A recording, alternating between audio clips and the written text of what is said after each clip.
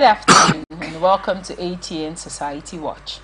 This is a program where we ventilate societal issues, give them aggregate attention with a view to prefer solutions that will benefit humanity. Well, first the headlines. In Imo State, pregnant woman dies during YouTube guided surgery. Sodomy, Lagos hotelier arrested for sexually assaulting teenage boy. In Kwara State Uni, Ilorin student dies by suicide, another rescued. In domestic violence, husband claims wife beats him for disciplining kids. Remember, we are open for advert placements, news and events coverage, personality, society and political interviews, product service promotion and commercials. Remember to connect with us on all our ATN socials, on Facebook and YouTube, Atlantic Television Network, on Instagram and TikTok, Atlantic TV Network 1, on Twitter, Atlantic TV Net. Watch us live on our website on www.atlanticnetwork.tv. We'll go on a quick break. When we get back, I will introduce my amazing guest to you. Please stay with us.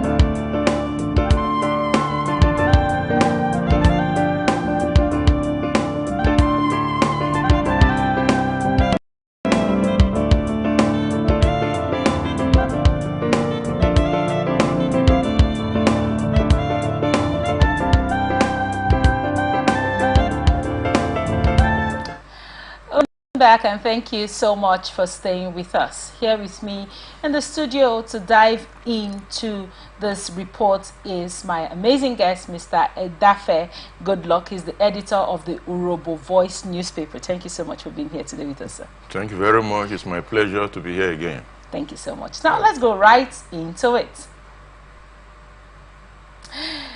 During Lebechi Hospital in Owerri has come under scrutiny after a pregnant woman lost her life during a cesarean section allegedly performed with the aid of a YouTube video. Onyekachi Eze, the deceased husband, reported the incident to the Imo State Police Command, accompanied by Nollywood producer Stanley on top. According to Eze, the doctors at the hospital watched an instructional video on their phones while conducting the surgery, resulting in the tragic death of both his wife and the unborn child. The grieving husband recounts C-section due to excessive. However, he was horrified to witness the medical team relying on online tutorials for the procedure. Shortly after the failed operation, the doctors responsible reportedly fled, leaving the hospital staff to face the consequences. Authorities have since arrested the hospital owner and some nurses, while efforts to apprehend the absconding doctors are ongoing. The incident has sparked outrage, raising concerns about medical negligence and unqualified personnel endangering lives in private healthcare facilities. What are your thoughts on this story, sir? It's not strange. This is part of life in our country. That is it. So when we hear stories like this, it's not strange because it's part of our day-to-day life. Why should a doctor... How many eyes do you have? You wash and you are operating. By the time you watch, the operation will stop. You watch for 5 minutes. Then you do what you've watched. Then after completing that section you watch, you go back to the video again to continue. So it's funny that we have these stories in our country. Very funny. But these are certified doctors, as it were. Well, how many certified doctors have in this country? I mean, haven't gone to chips yes. and all of those. What are your thoughts as regard them coming out and using YouTube videos? Is it that the education did not quite work? Like they didn't learn what they were going to now put it under pressure? And now, another angle I want us to look at this story is on probably pressure their children to do something they are not the result because they didn't pay as much attention as they should. The orientation today is bad. Any man, any woman who is thinking that Nigeria of today has a good orientation is deceiving himself. So when we talk about education in the 90s, in the 80s, it's not the kind of education we have today. Nobody is interested in learning. So what do you think went wrong? The values have changed. I have canvassed it many times. Nigeria is not built on values. Nigeria as a society is not built on morals. Everybody is living on his own level of morality. There should what we call state morality. Engage the individual morals.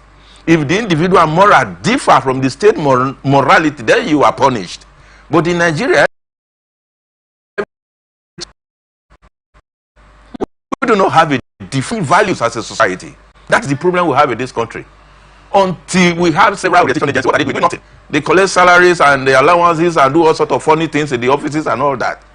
Do they orientate the people? So when we talk about book, it's like you are bothering them. Right. Now, you know that when you go through this educational system, like we rightly said, there are exams. I mean, there are steps towards your progression from level 1 to level 2. How do these people now say it is due to the system of education where, how do they get to pass when you look at it and get to those videos for surgeries? Because, you know, it's a step-by-step process. Yes. Personally, I went to the university. Yes. You're in year 1, there are tests, there are assignments. You're being graded as regards your development as a person, one, and also what you have learned in your classes which you've attended, which helps you to progress to level 2. Now, how do you think people like this still get to come out, even like you said, with their disinterest in education, given the declining state of students not willing to learn? How do they still get to graduate? They have to graduate because the drivers of the process have defective values. Have you seen situations where lecturer have boys who collect money for them and award grades? You must be somebody who have gone through the university must have had that repeatedly. Of course. So it's not new to anybody that people buy grades in Nigeria. So for something as sensitive as medicine. What is sensitive? Nothing is sensitive in Nigeria. As far as money is involved, as far as money is going to put some money in somebody's pocket, nothing is sensitive. Let me make my money and live the kind of life I want to live. That is his lifestyle in Nigeria. But the doctors and the lecturers and the professors for teaching, you know, a sensitive course like medicine should put her life in the hands of the doctors. Yes. And now we get this sort of reports. I mean, what reforms do you think should... Okay. It's all areas of our lives as a country and as a people. The doctors need to measure up, if big as well as every other person. So in a situation, whatever the doctor can do to get that which he wants to measure up with society, he's going to do it. So it's not an issue we go to persecute the doctors, we go to crucify them for not being the doctor that they ought to be. The lawyers we have in this country, are they ought to be the lawyer they should be as a society? When you see a criminal, when we talk about a criminal, persons who we know very well, a pop-up yesterday, embezzling funds, and a lawyer, all areas of our lives as a country is bad. You know, so it's not an issue we go to isolate the doctor and say, oh, you have a different moral. It can't be different.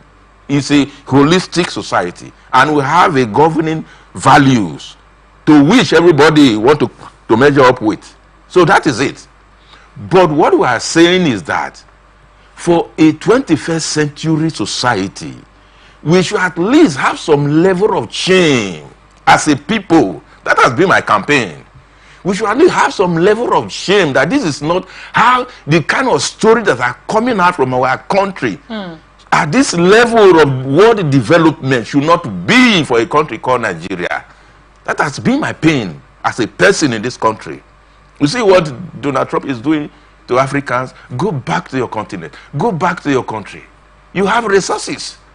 The place you are running down here, a Nigerian citizen, your wife will be pregnant. At the verge of having birth, you carry the child to America to go and claim American citizen. Are we really human beings as far as we are concerned in this country? So what we are saying is that our values are bad. All we want to live that kind of big life that we want to live. But the sacrifice that is required to acquire that kind of life we want to live, we are not ready to make the sacrifice. And that is the problem we have as a people. So why do you think people aren't ready? Are people not informed? you know, is there a structure as regards, you talk about the 80s and, you know, certain values that they had then as regards to education and way of life. Now that you rightly mentioned that we've lost that, how do we go back there? How do we we are a religious society. Quite religious. Unfortunately, religion does not impart on us. Education does not impart on us. Otherwise, were you an educated man in those days, where you see an educated woman, you know that this woman is educated. Her approach, her attitude, but today, what not to do, what not to do. Otherwise, a doctor knows very well that this doing is equal to the life of that woman. That any mistake in this act that I am doing here right now can eliminate this woman. That doctor ought to know that very well. And the man who, the hospital, so to say, among themselves, laughing and all that, and crowds of sick people are waiting somewhere. Privatization, for private doctors to be able to set up their practice. Government hospitals and private hospitals. It is not only government. Investment is in all areas of life. Right. This is a private investment, so to say. Yes. Yes. As somebody has invested in this media outfit here, somebody cannot say, I've been trained as a medical doctor, let me own my outfit. What we are saying here, the ethics, the rules, the morals governing that profession, we should uphold it. Whether private or government, there should be no separation in values and morals in when we talk about issues of performance. Performance is performance. Performance is performance, whether government or private. So because I'm a private man, therefore you put your zeal, you put your efforts to do what you're supposed to do because you want to make more money. Then when it comes to government, you feel so relaxed, how much unique mindset. So when you come here, you run with a different orientation than when you come to your own in this country. Vanity of vanities, that's what we are pursuing. So what we are saying here, what is right is right.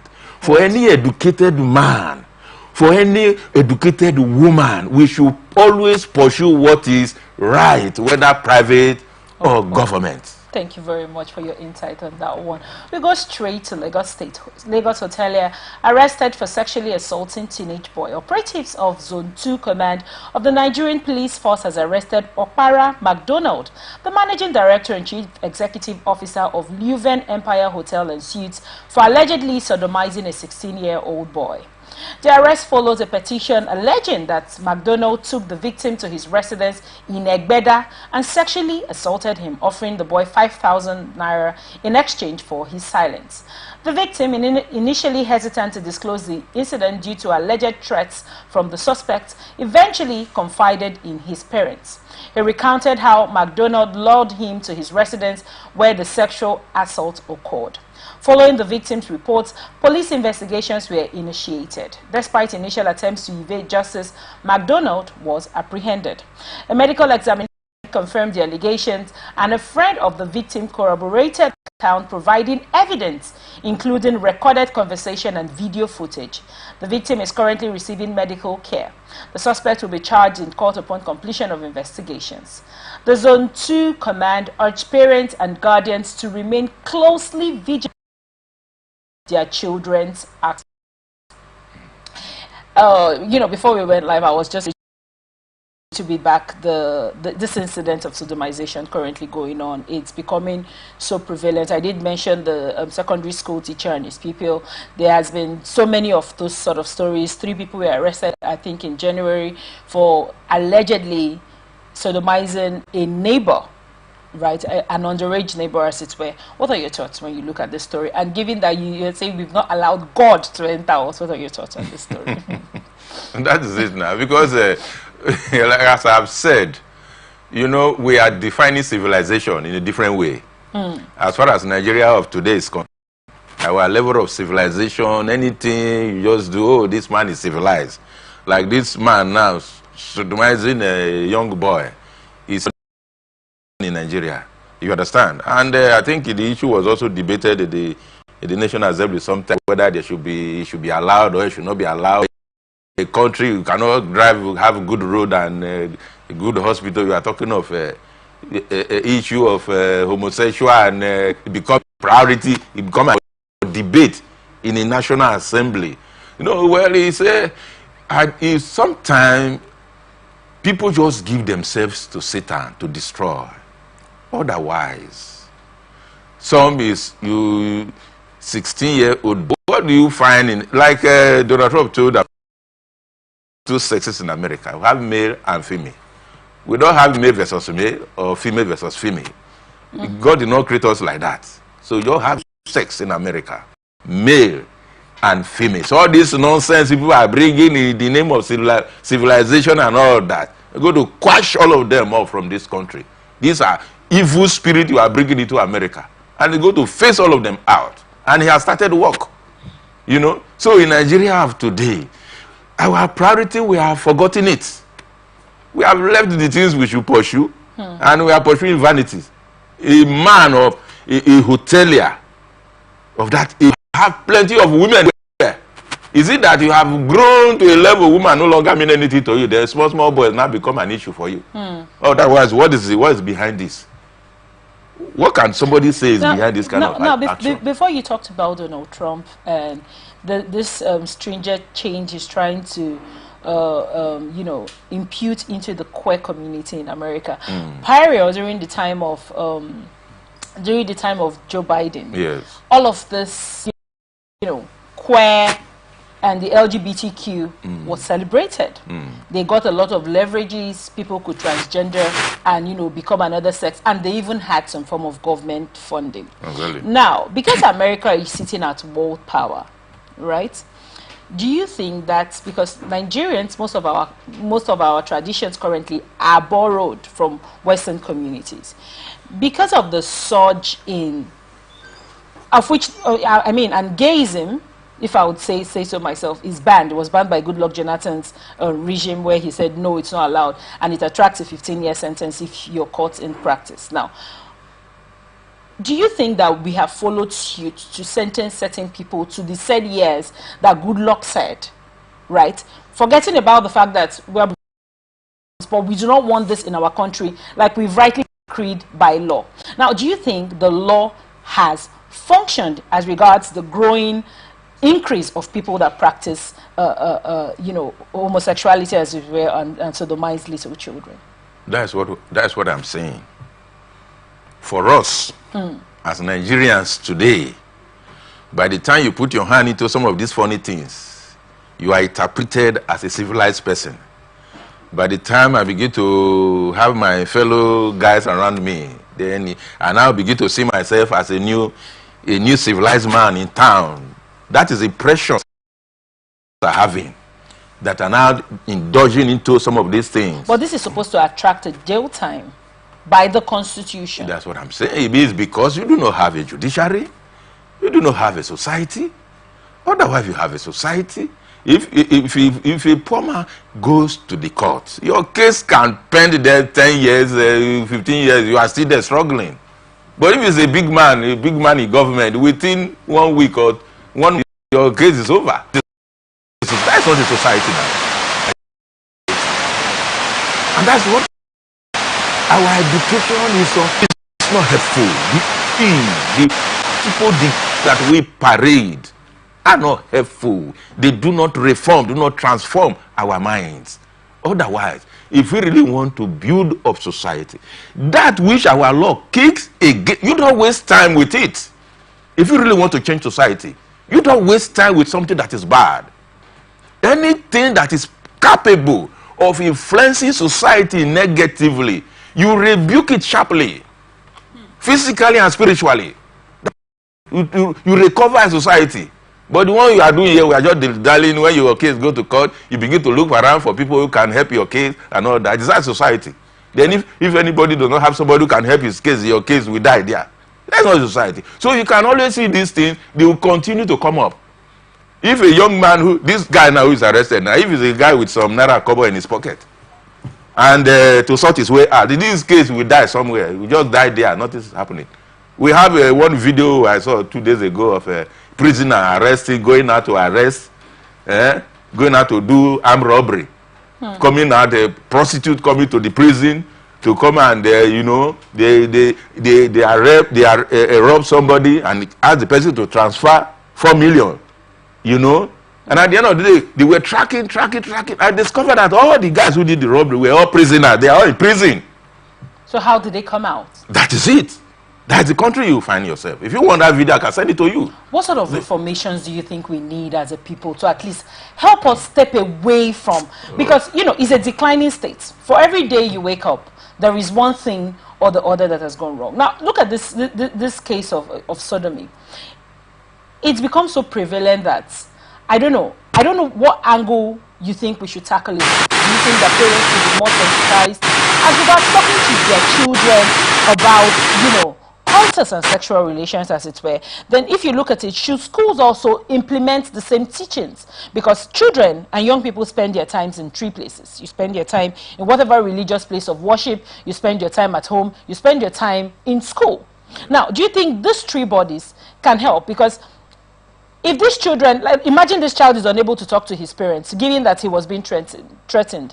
And at some point he decided that, okay, I'm going to tell my parents. Of course, he must have had some kind of a relationship with his parents. And his parents seem like enlightened people that decided to pick it up. Do you think that if sex education is taught in schools in a way as a core course, as it were, it will make children to be able to say, okay, no, I don't want this. Given the story I just, you know, I mentioned to you of briefly, which consisted of the little boy that was 9 years old, that was sodomized by his class teacher of 22, and the boy did not report to his parents because the man promised him that, I'm going to take you to Cowbellpedia, I'm going to take you to math quiz competitions where you're going to win money, and, you know, I'm going to be teaching you math and you're going to be successful.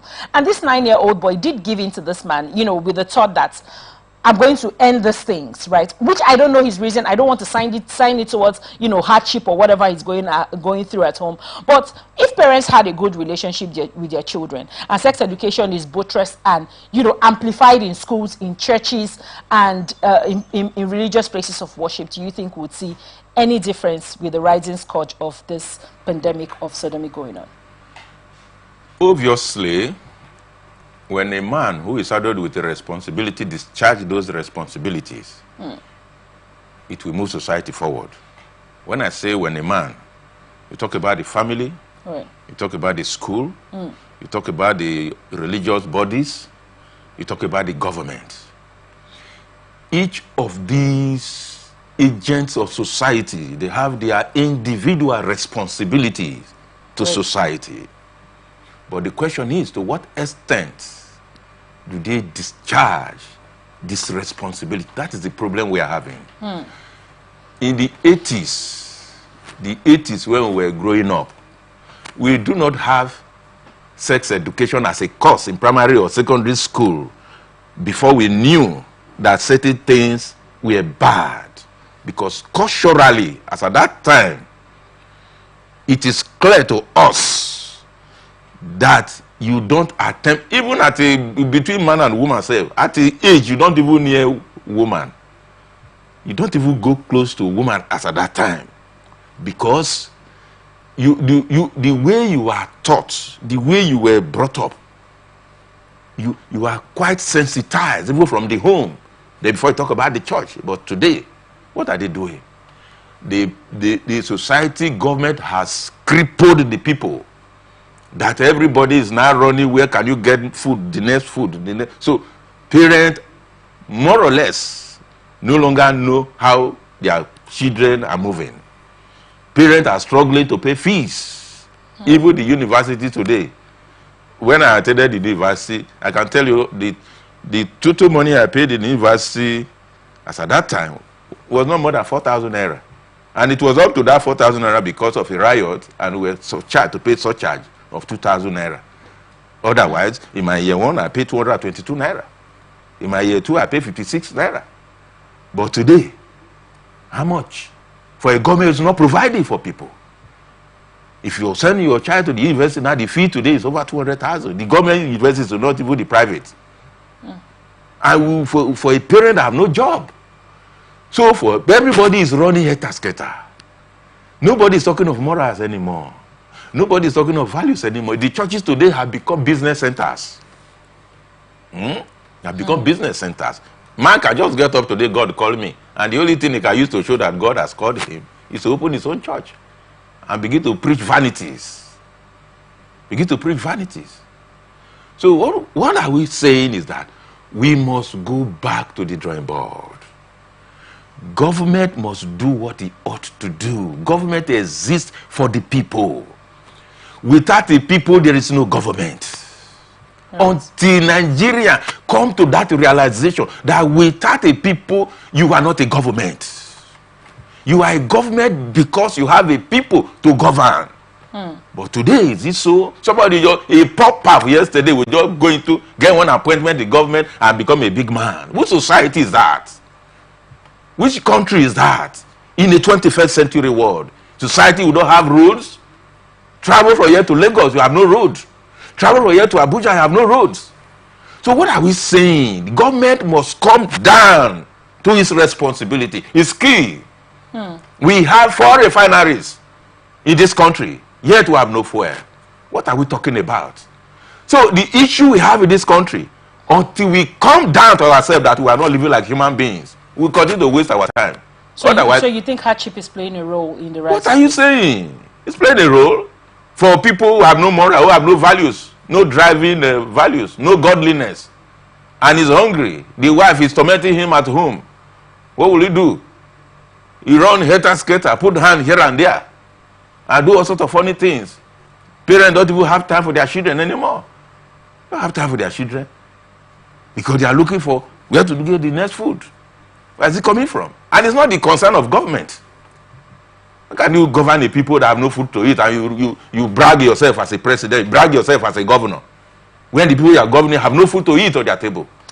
Very well, then thank you so much for that. We are still on hardship. University of Ilorin has been thrown into mourning following the death of a 200-level mass communication student who reportedly took his life at his residence in the Oke-Ado area of Tanke, Ilorin. The student, whose identity remains undisclosed, ingested a poisonous substance while his roommate was attending lectures. A suicide note recovered at the scene revealed that he had been struggling with financial difficulties, which he described as unbearable. A close friend speaking anonymously confirmed that the deceased had a strong academic record with a cumulative grade point average of 4.5 and was being sponsored by his widowed mother, a retired school teacher. The incident has sparked conversations about the pressures faced by students, particularly those from financially disadvantaged backgrounds. In a related development, another mass communication student narrowly survived the suicide attempt on campus. Bypassers found him with a rope around his neck in a nearby bush and immediately raised the alarm. He was rushed to the university's medical center for urgent medical attention. Now, we just left hardship. Yes. And this is a story, really, really sad story of a young boy that has taken his life due to hardship. Yes. What are your thoughts on this? That's what we are saying.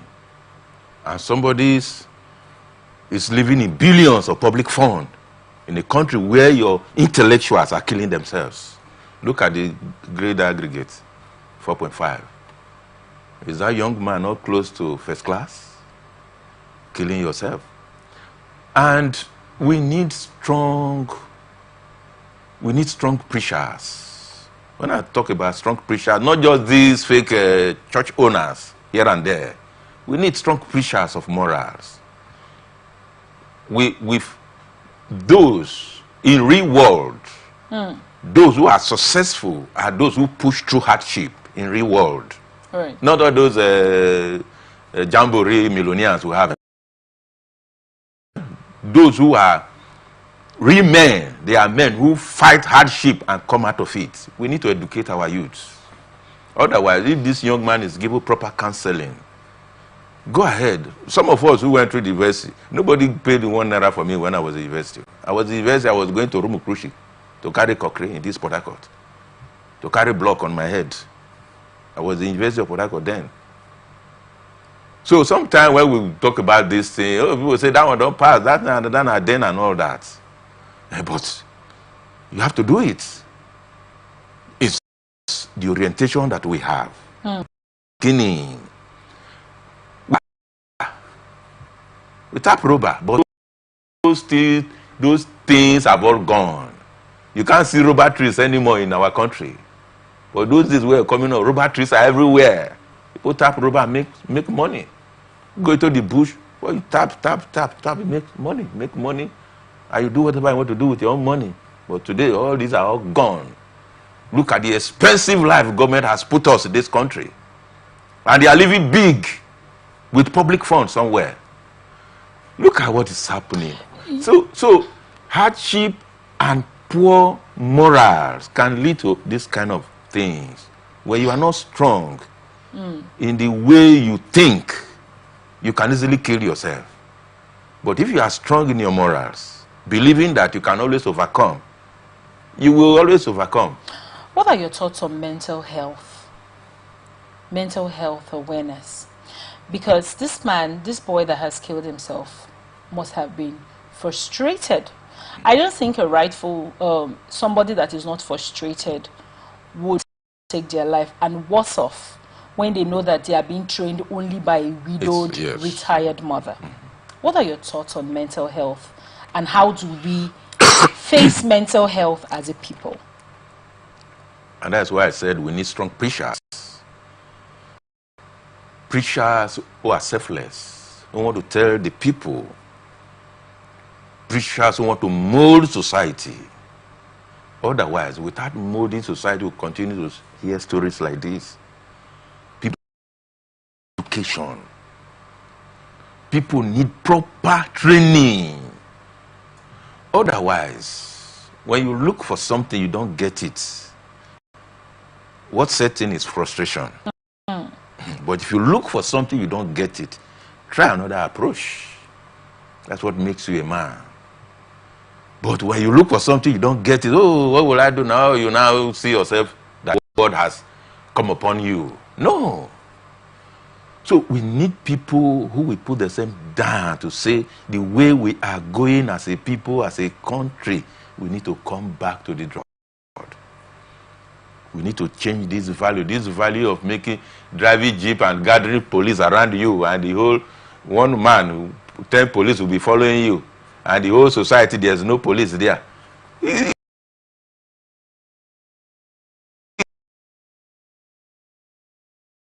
That's no society. It's no society at all. It's not society. So the glorification of wealth has helped increase frustration. Yes, now. Yes, now.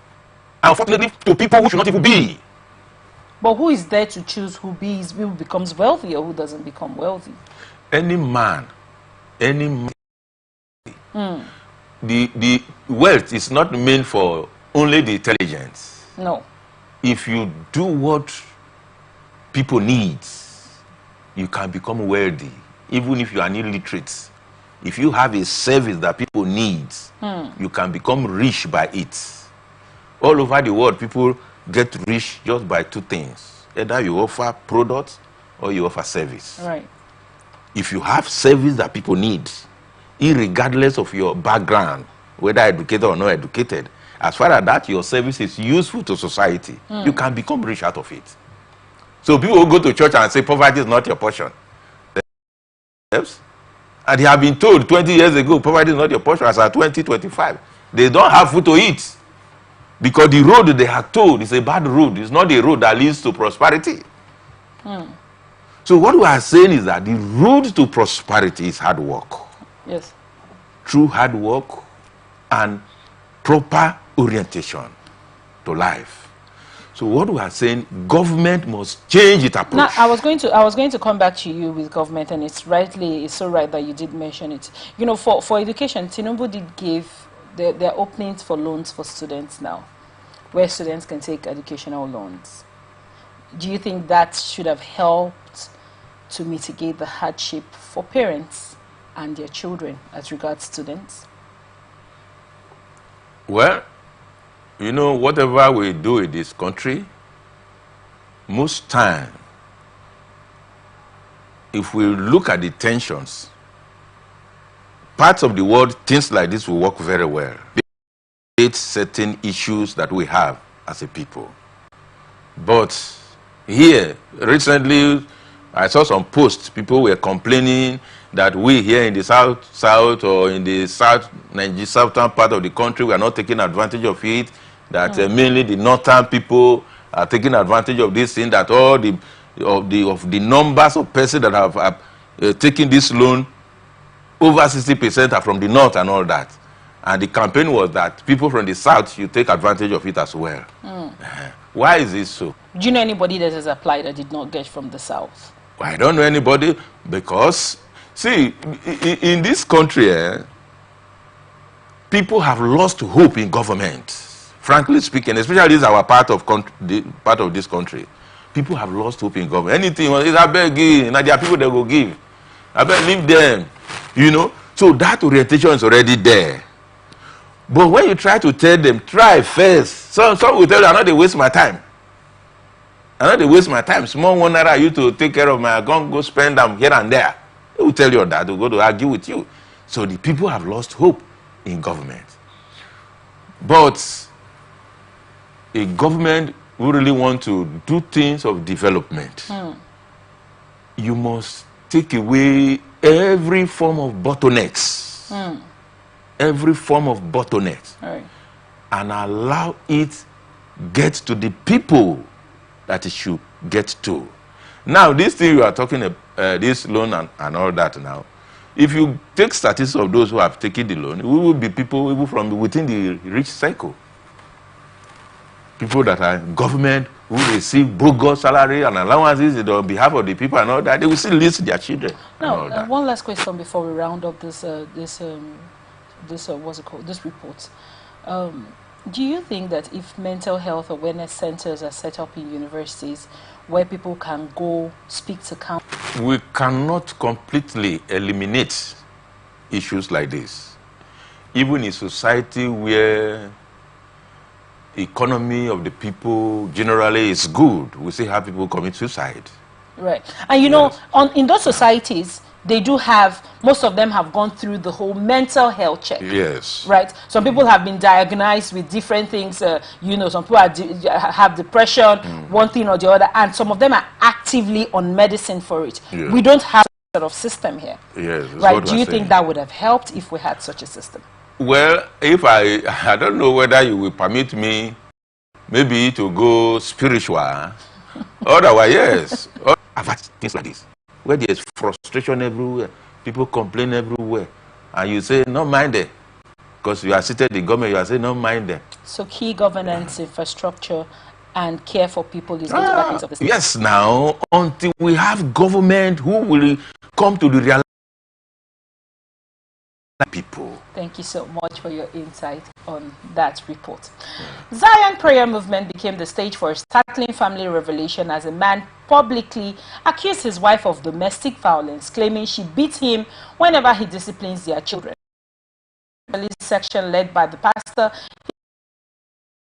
he explained that his wife retaliated in front of their children, undermining his authority and disrupting discipline in their home. Despite his repeated pleas for her to address conflicts privately, she refused, leading to a situation where their children have now begun mimicking her actions.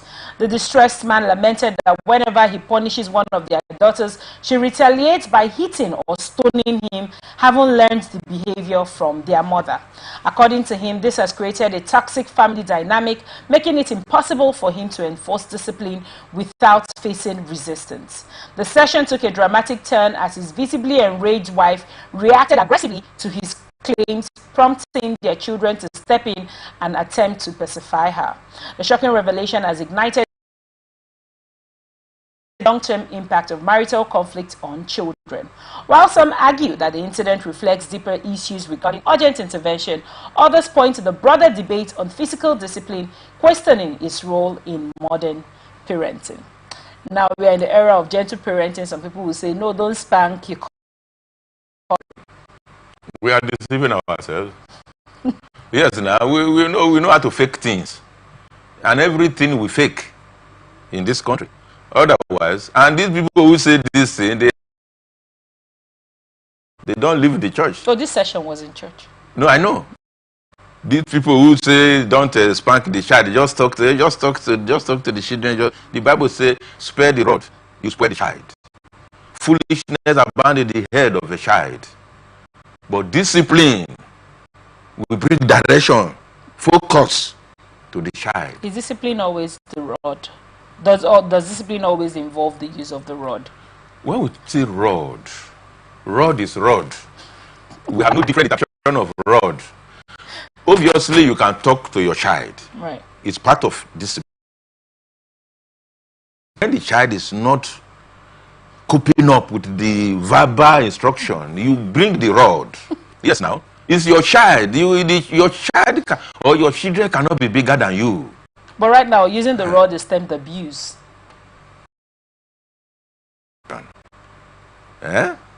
A society where we abuse the child becomes an abuse that we can celebrate. We are deceiving ourselves. Child abuse. Child abuse. How can you beat a child like this? And when the person will be talking to you, look as if he's like an Oyibo man.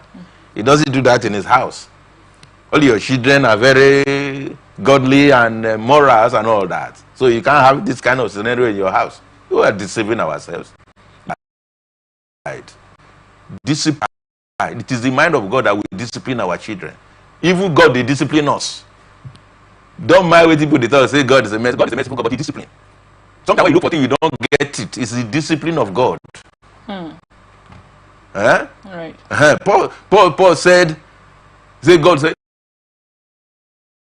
this Paul, if I allow him to get what he's looking for, the kind of life he will live.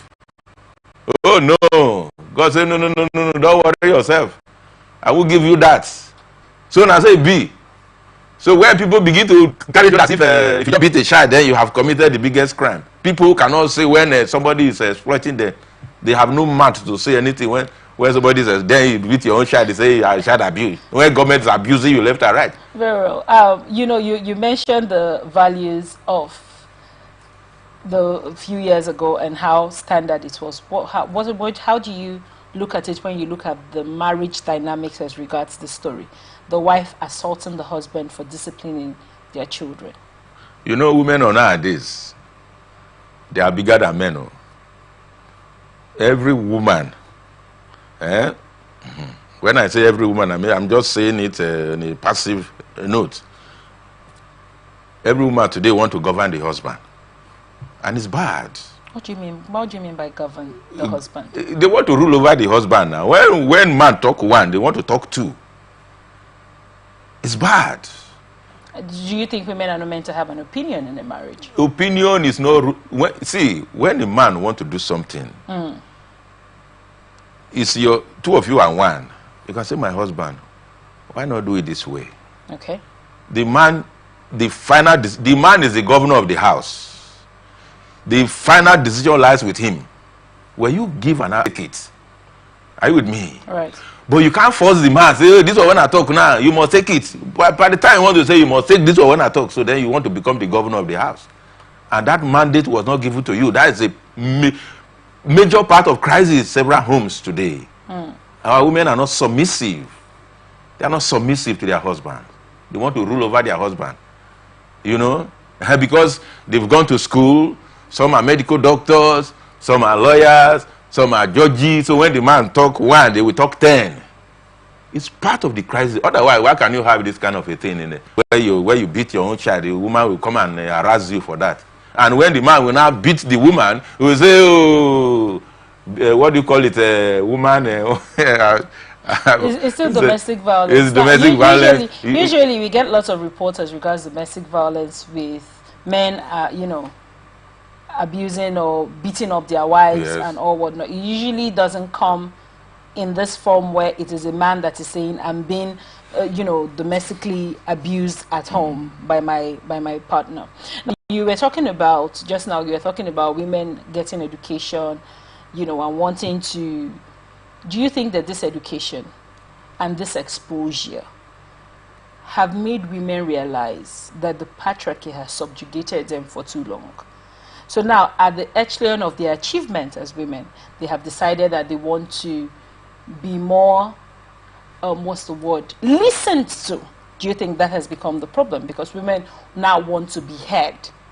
Do you think that is a reason why we have this constant family crisis?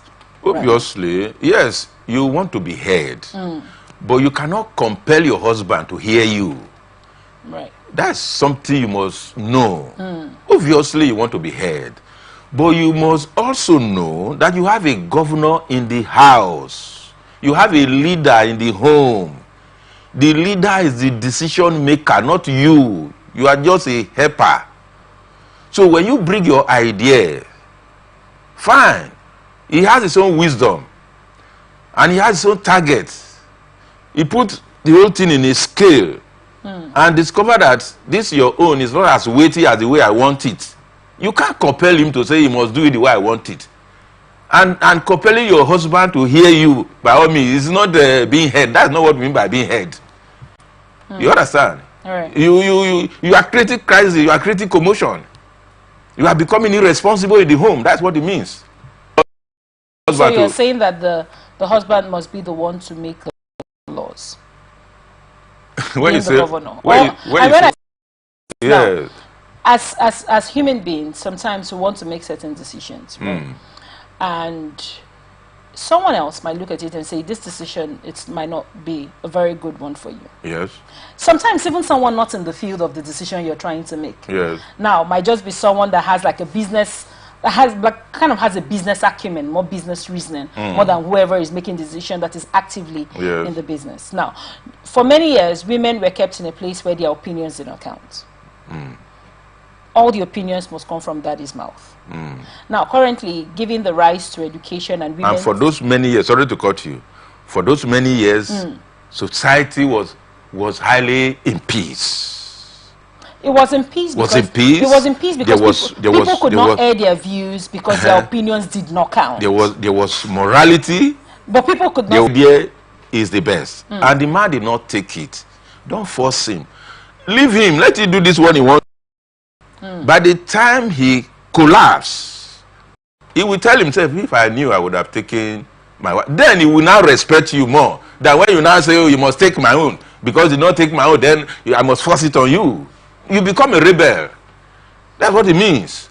But when you talk to him, this is the way I see it. And it is better this way. Right. And if by his own folly, he did not see what you are seeing, and he crumbles, he will respect you. Thank you so much for your insight on that report. Well, this is where we wrap it up on this episode of Atlantic Society Watch. Thank you so much, Mr. Idafe, for making this really, really interesting report and discussion. Thank you very much. It's my pleasure. We are open for advert placement, news, event coverage, personality, society, and political interviews. Product, service promotion, and call measures. Remember to connect with us on all our ATN socials on Facebook and YouTube, Atlantic Television Network, on Instagram and TikTok, Atlantic TV Network 1. We're on Twitter, Atlantic TV Net. Watch us live on our website on www.atlanticnetwork.tv. Remember, peace and unity are the pathways to progress. Thank you so much for watching. I am Otaria Benjamin. Please stay with us.